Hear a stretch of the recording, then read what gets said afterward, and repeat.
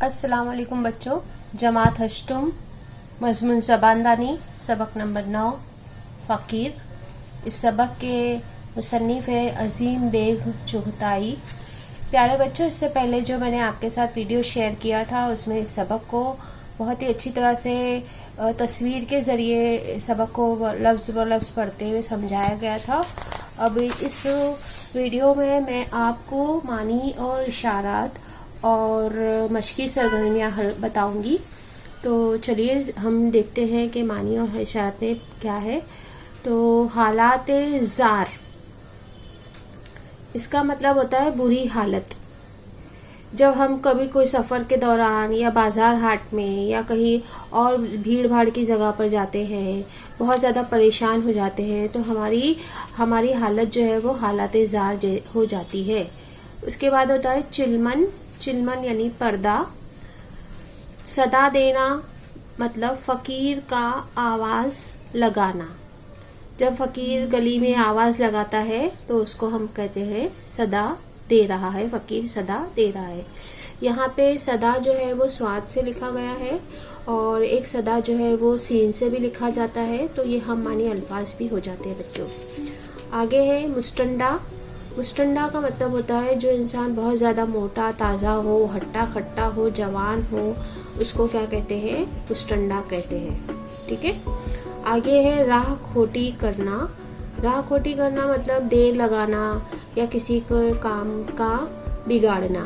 ये एक मुहावरा भी है ना। जैसे अगर किसी को काम जो है कोई इंसान किसी का इंतज़ार कर रहा है और वो सामने वाला दूसरा इंसान देर से आ जाए, तो पहला इंसान जो है वो बहुत ज़्यादा गुस्से में इस तरह के अल्फाज कहता है कि क्या तुमने मेरी राह खोटी कर दी करके। उसके बाद है सीनी।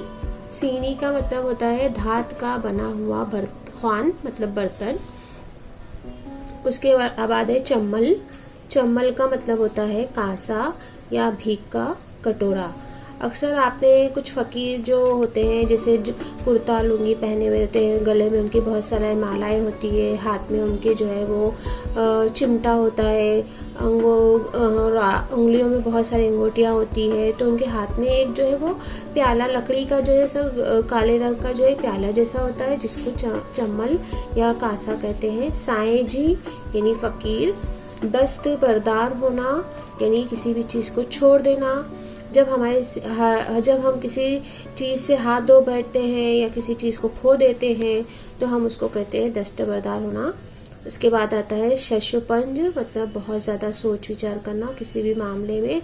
जब बहुत ज़्यादा हम सोच विचार करते हैं काम करें या ना करें, ये सही है गलत है, होगा नहीं होगा। यहाँ पे जैसे दो ख्यालात जब हमारे दिमाग में एक ही वक्त में जब दो ख्यालात आते हैं, एक मस्बत होता है एक मनफी होता है, तो उस वक्त की जो हालत होती है उस हालत को शशुपंज कहते हैं। फिर है रज़का। रज़का का मतलब होता है खुराक मुराद चारा, यानी जो हम जानवरों को चारा डालते हैं उसको रज़का कहते हैं। उसके बाद है उसरत। उसरत का मतलब होता है तंगी या गरीबी। हरामखोरी। हरामखोरी का मतलब होता है मुफ्तखोरी या बदज़ाती। फाकाज़दा भूख का मारा या भूखा। जो लोग फाका करते हैं, भूख जिनको खाने की तंगी होती है या जिनको वक्त पे खाना नहीं मिलता, एक वक्त का खाना नहीं मिलता, फिर 2 वक्त का खाना नहीं मिलता, फिर 2 वक्त के बाद उनको जो है वो किसी कभी खाना मिल जाता है, तो हम कहते हैं कि उनकी ज़िंदगी जो है वो फाकाज़दा है। सदर दरवाज़ा मतलब अगला दरवाज़ा या मेन गेट। जैसे अगर कोई बड़ी इमारत हो, बिल्डिंग हो या फिर कोई हवेली हो, तो उसका जो मेन गेट होता है वो कहलाता है सदर दरवाज़ा। जैसे आपका स्कूल है तो स्कूल में जब आप दाखिल होते हैं मेन गेट से, तो जो मेन गेट होता है वो आपका स्कूल का सदर दरवाज़ा कहलाता है।